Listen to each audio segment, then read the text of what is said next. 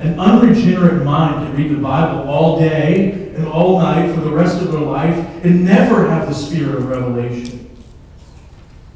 Right? Jesus said, unless they're converted, you won't understand. So there has to be a conversion of the heart and mind in order for the light to shine. Amen? Amen. Now is eternity. Think on that for a minute. Now is eternity.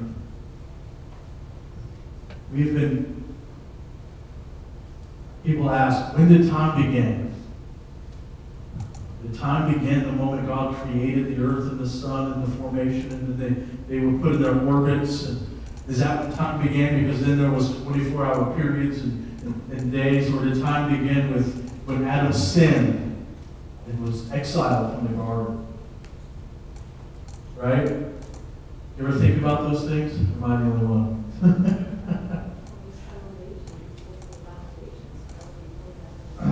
Well, could be, but eternal, God is eternal, so there is no time with Him.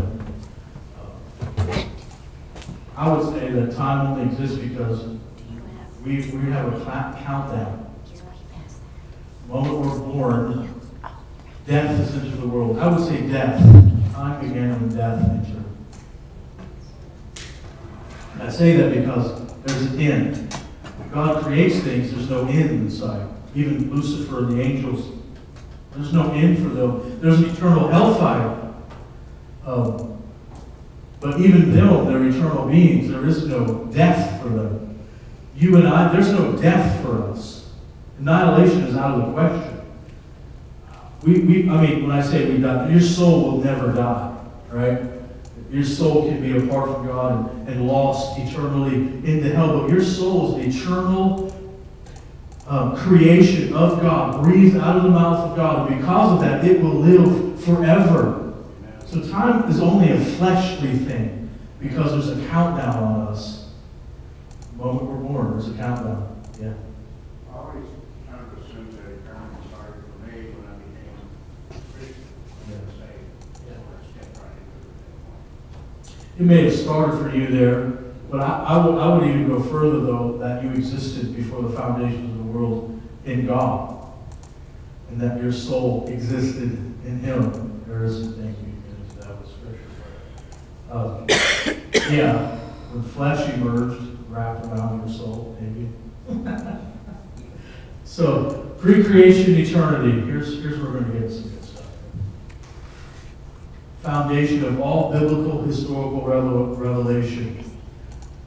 God is the one eternal, absolute Spirit. John 4:24 says, those that worship Him must worship Him in what? Spirit and in truth. God is an eternal, absolute Spirit. Eternal, absolute Spirit. Let me find my notes. So spirituality, unity, and eternity are the very essence of His being. I want to get into a few things tonight, really, as we get into this, that to me is the crux of everything that we're talking about. So I'm just building a lot of preliminaries, but what I really want to get into, we're going to comb through some of this because I believe it's the whole reason of pre-creation thought. Okay? Spirituality, unity, eternity are the very essence of His being. He Himself is the sum of all highest. He's the most perfect life. Theologians call Him the self-determining ego. And we say ego. Well, we always think of ego as in a negative sense. Ego is not a negative word. It means to be aware of self, self-aware. When you're egotistical, yeah, I'm egotistical, self-aware. It can have a negative context. It's always used in that sense, but it's really not. It can, didn't hear there. When God says, I am, He is. He's eternally self-sufficient, self-existent, not needing anything from anyone.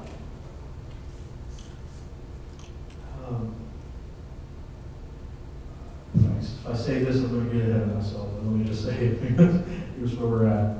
How many have ever heard said we're created because God needed us to worship Him? You guys have heard that said? God needed a family. God needed this. If God needed something, He was not God. If there was a need found in God, He is not God.